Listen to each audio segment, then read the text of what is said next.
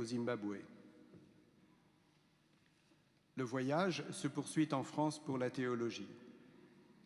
Les frontières s'enrichissent du goût intense pour la réflexion théologique, de la présence amicale auprès des sans-abri, de la pastorale avec des lycéens favorisés, puis d'autres issus de l'immigration, de l'initiation à l'accompagnement de retraites ignatiennes, d'une communauté vie chrétienne et d'accompagnement spirituel. L'attention se porte aussi à la vie communautaire et à l'accueil à réserver aux nouveaux pour les aider à s'intégrer. Peu à peu, la question d'aller aux frontières se transforme et devient comment aider les autres à traverser leurs propres frontières. Une réponse murmure en s'enracinant dans le Christ.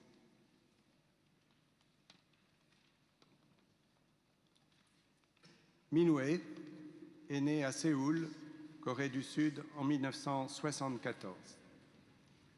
Il est l'aîné de 3, d'une famille chrétienne devenue catholique en 1979. Sa foi lui est précieuse pendant sa vie scolaire, marquée par une culture de dépassement de soi et de concurrence. L'appel à la vie religieuse entendu à l'adolescence lui pose une question. Serait-il une fuite du monde et de ses exigences?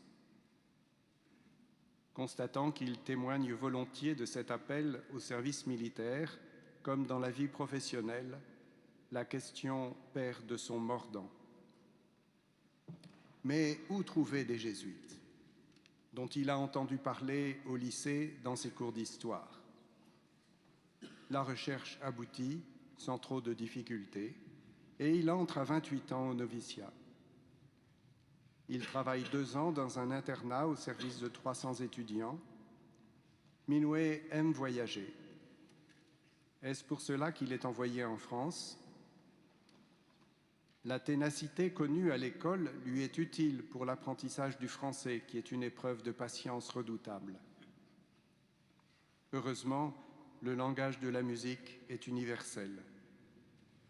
Minoué trouve là, dans le fait qu'il est pianiste, une manière de se mettre au service de la communauté et de la messe qui prend son temps ici à Saint-Ignace.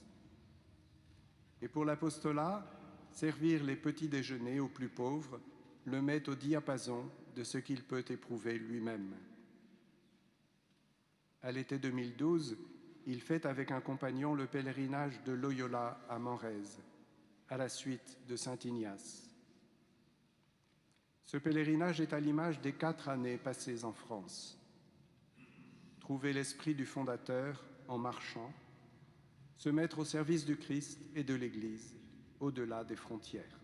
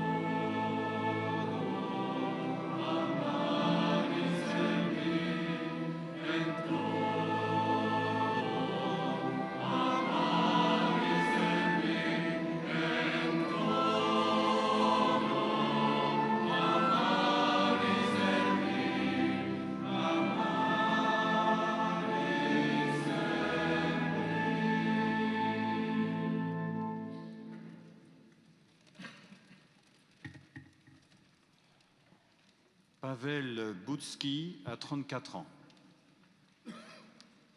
Il tient une excellente santé de sa Pologne natale et des grandes promenades en forêt. Sa famille, ses frères et sœurs, sa mère, ici présente, et son père décédé il y a seulement quelques mois, lui ont transmis une foi vécue et éprouvée. Grâce à ses études en astronomie, il est habitué à regarder au-delà des apparences et à chercher ce qui est caché.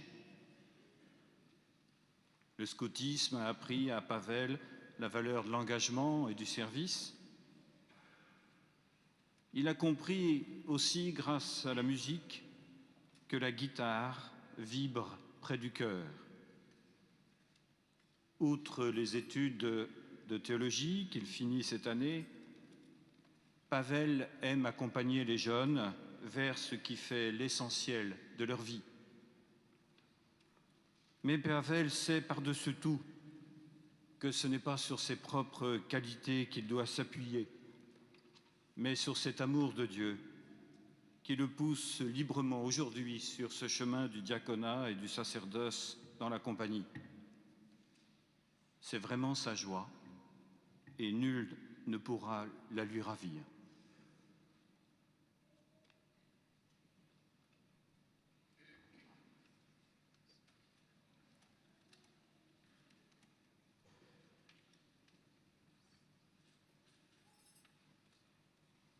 Père, je vous présente Pierre. Lorsqu'on voit Pierre tout de blanc vêtu, ce n'est pas uniquement comme aujourd'hui pour le service de l'autel. Depuis de nombreuses années, il porte aussi un kimono blanc pour pratiquer les arts martiaux, le judo et plus récemment à Lille, le karaté.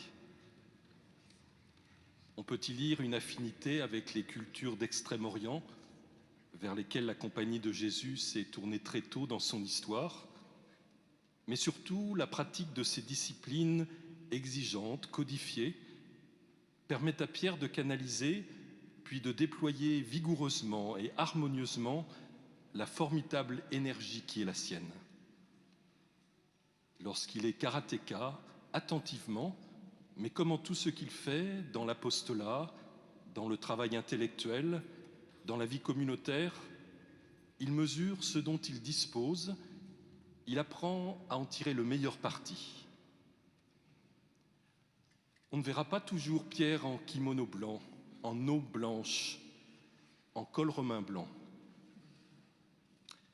Mais tout laisse deviner et espérer qu'on le verra toujours désirer faire l'usage le plus efficace et le plus généreux de ce qu'il a reçu du Seigneur.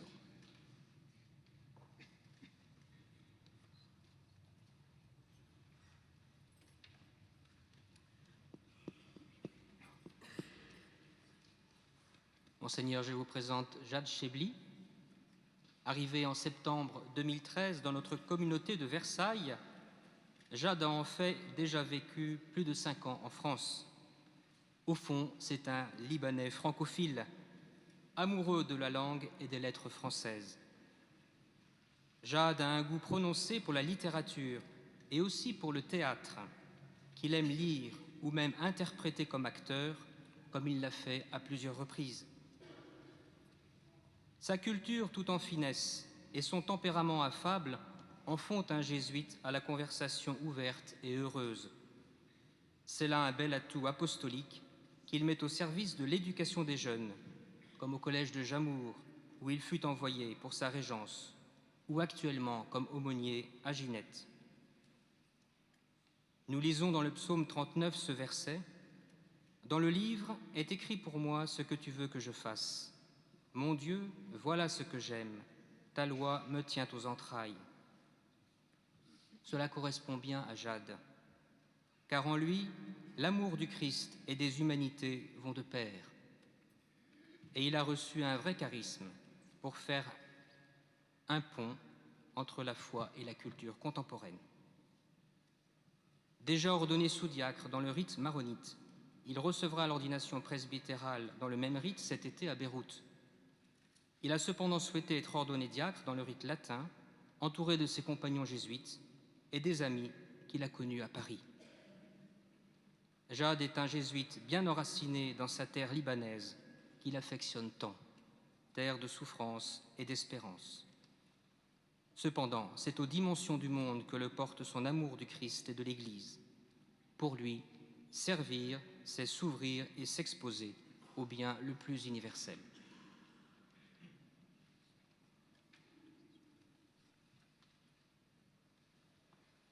Père, le peuple chrétien a été consulté. Celles et ceux à qui il appartient d'en juger ont donné leur avis.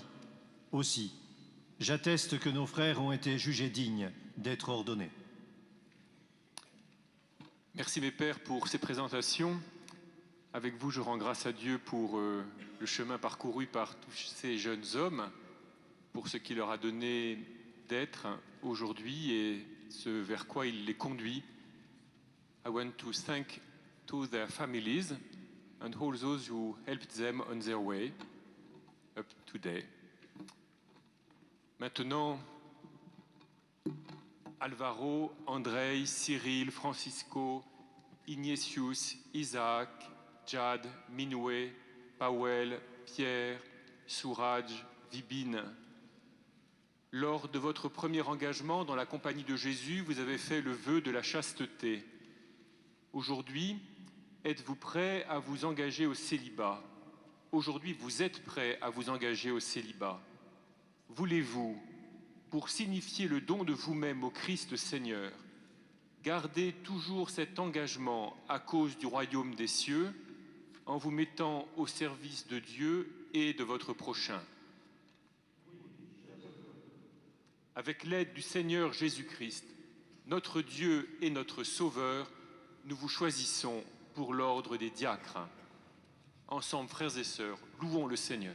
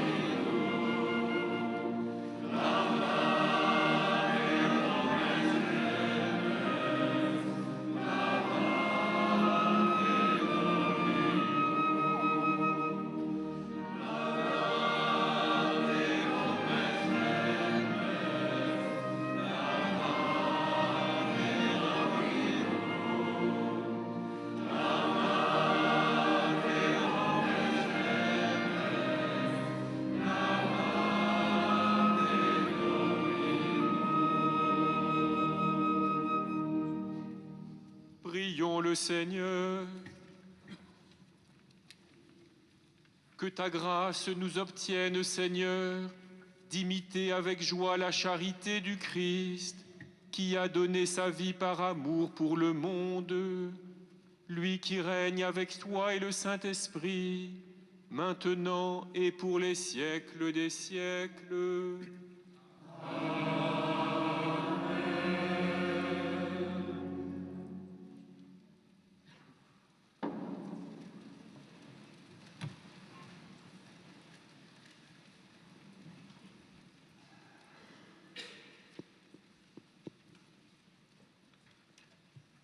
A reading from the prophet Ezekiel. Thus says the Lord God, O my people, I will open your graves and have you rise from them, and bring you back to the land of Israel. Then you shall know that I am the Lord, when I open your graves and have you rise from them, O my people. I will put my spirit in you, that you may live, and I will settle you upon your land. Thus you shall know that I am the Lord. I have promised, and I will do it, says the Lord. This is the word of the Lord.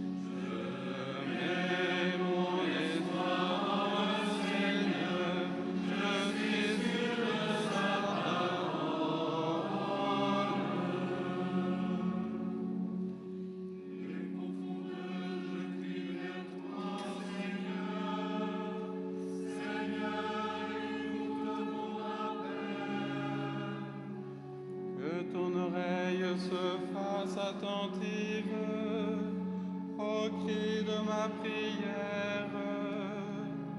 Si tu retiens les fautes, Seigneur, Seigneur, qui subsistera?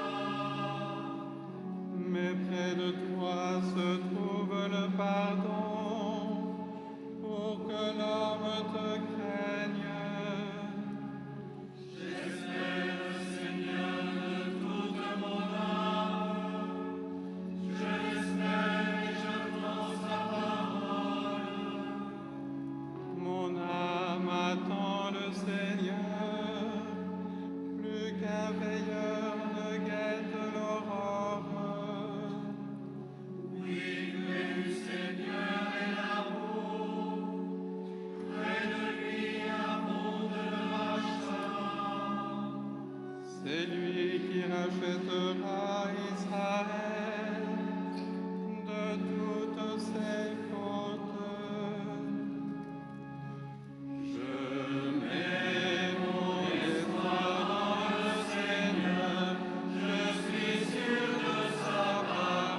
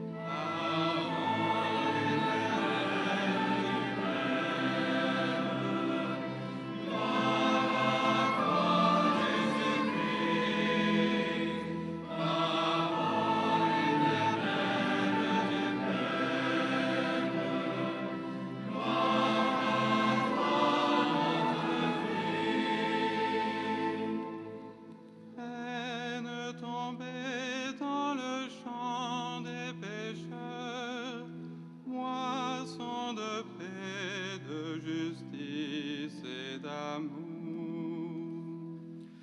Avant l'éternel du Père, gloire à Jésus-Christ. Avant l'éternel du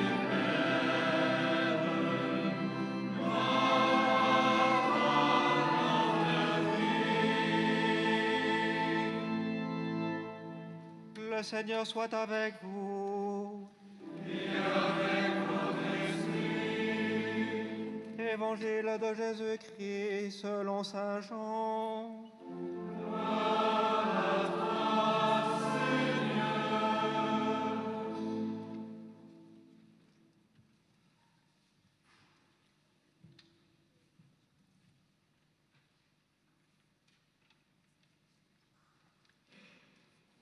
Un homme était tombé malade.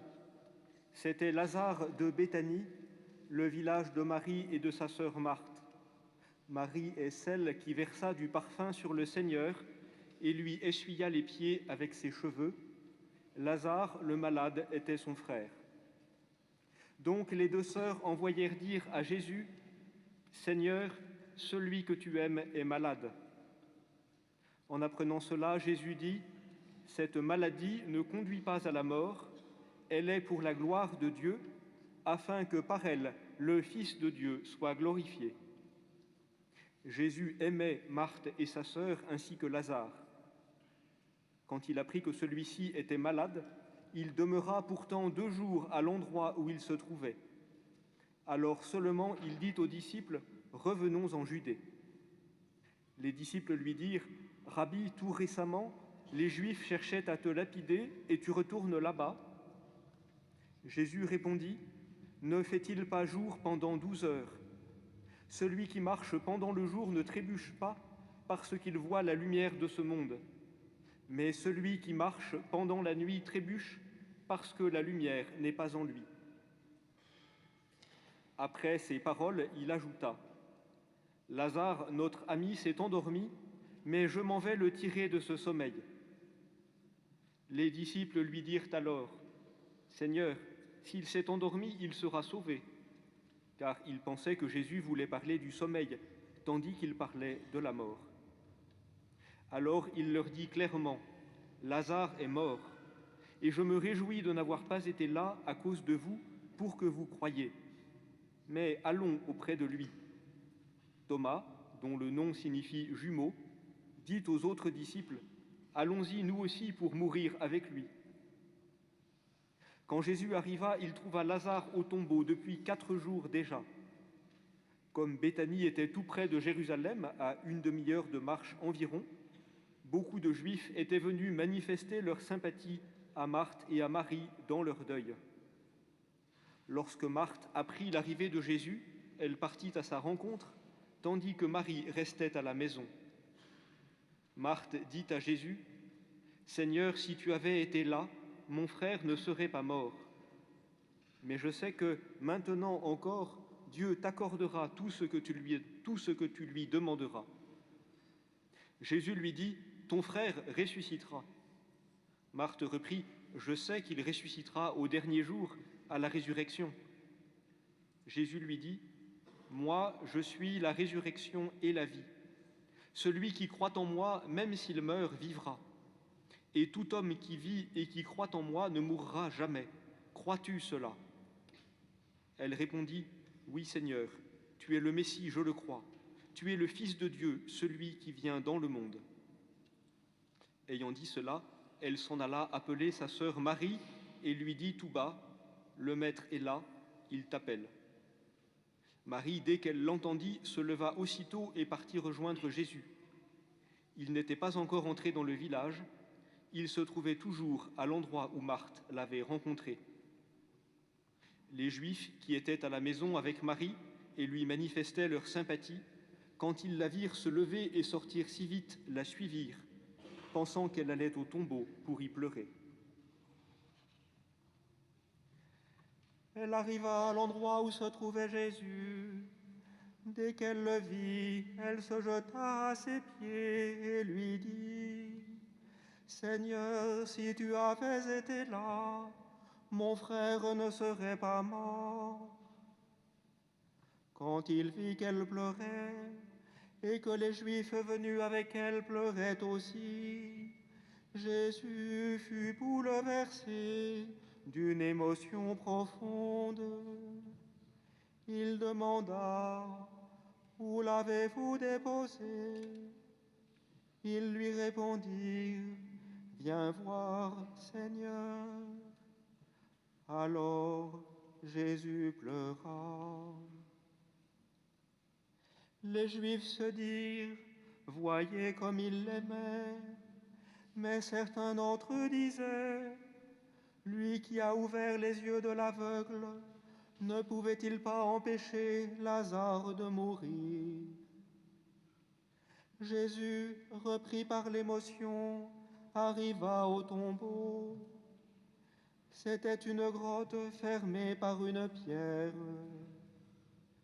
Jésus dit : « Enlevez la pierre. » Marthe, la sœur du mort, lui dit : « Mais Seigneur, il sent déjà, voilà 4 jours qu'il est là. » Alors Jésus dit à Marthe : « Ne te l'ai-je pas dit ? Si tu crois, tu verras la gloire de Dieu. » On enleva donc la pierre. Alors Jésus leva les yeux au ciel et dit : « Père, je te rends grâce parce que tu m'as exaucé. Je savais bien, moi, que tu m'exauces toujours, mais si j'ai parlé, c'est pour cette foule qui est autour de moi, afin qu'ils croient que tu m'as envoyé. » Après cela, il cria d'une voix forte : « Lazare, viens dehors !» Et le mort sortit, les pieds et les mains attachés, le visage enveloppé d'un suaire. Jésus leur dit, déliez-le et laissez-le aller. Les nombreux Juifs qui étaient venus entourer Marie et avaient donc vu ce que faisait Jésus, crurent en lui. Acclamons la parole de Dieu. Louange à toi, Seigneur Jésus.